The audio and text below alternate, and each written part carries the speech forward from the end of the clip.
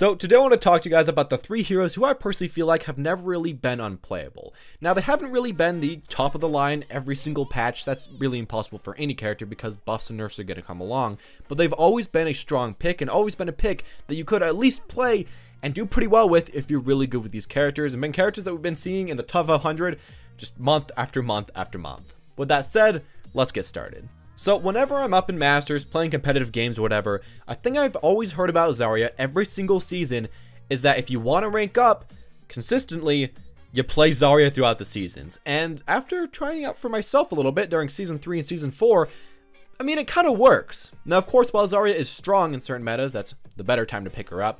But really, whenever you want to, you can pretty much play her. She's worked in slow push comps, anti-spam comps, she's worked in dive comps, she's really worked okay in essentially every single comp that's come out to date. Now, while she's not the best tank in every one of these, she is a viable tank and someone that you can definitely go for, and especially if you're very good at the character, know how to get a ton of your damage out, use effective shields all the time, and get really nice ultimates, you can make up for whatever part of your comp wouldn't really fit in, as well from picking Zarya. Overall, she's been a character that we've been seeing just month after month after month in top 500. And if you're a tank player that wants to actually start to carry some games, Zarya is probably the best choice for you if you just want to pick someone, main them, and win a lot. So Lucio's kind of in a similar boat to Zarya, but even more. Honestly, we've been seeing Lucio, before his rework, after his rework, all the time since Season 1. And the reason is, of course, the speed boost. It's just something that only he has, and it synergizes so well with so many characters. Of course, all the dive characters, a few of the DPS, especially like Reaper and Doomfist, just a lot of different people that work well with the speed boost. Now, of course, he isn't always the best pick. Sometimes you might want 2 main healers, sometimes you might want, Ana Zen for some extra healing and damage, and it is, kind of meta dependent, but no matter what the meta is, it always seems like there's some map or some comp or something that you can use Lucio into. Especially with his new change, I feel like he's just a character that you can really pick up and carry with. Being able to do a lot more damage, being able to move around the map more, and I guess being able to have just more effective speeds with, the change that happened like 6 or 7 months ago. It's been a while, but yeah. Of course, before that, he was even more versatile because he could heal for like infinite range. He could speed boost wherever.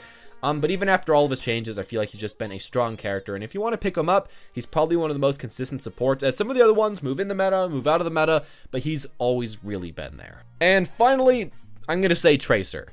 Now, Tracer's been a character that we've seen like at the top spot of top 500 almost every single meta. Now, while that does move around quite a bit, she always somehow finds a way up there, no matter what the meta really is. Whether it be like Effect or Kusta or really just whoever, Tracer always somehow makes it up there.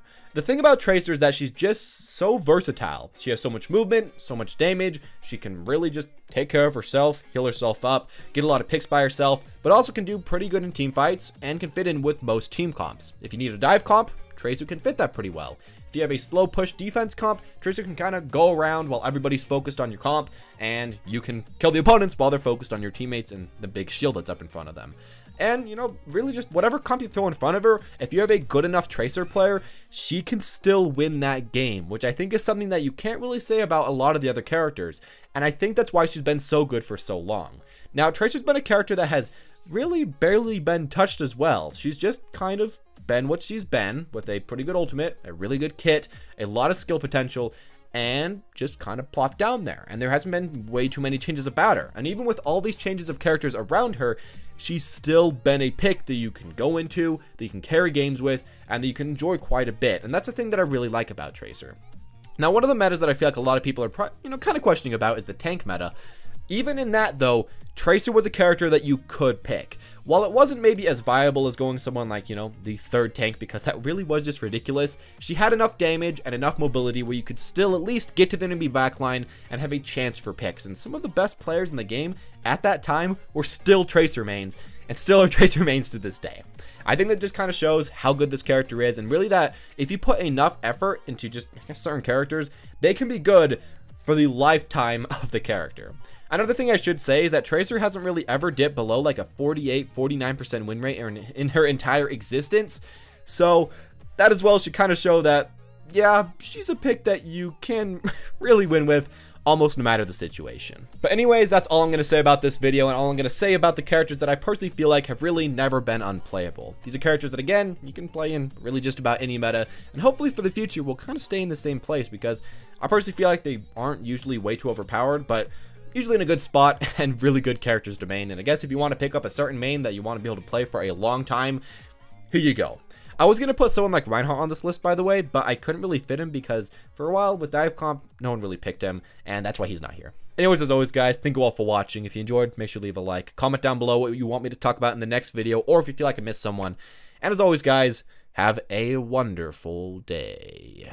I'd like to thank Playvig.com for sponsoring this video and helping me a ton through the adpocalypse. So, Playvig itself is a platform that allows players of all different levels to win prizes such as cash by completing single-player quests or by competing in tournaments, which are in fact added every single Friday.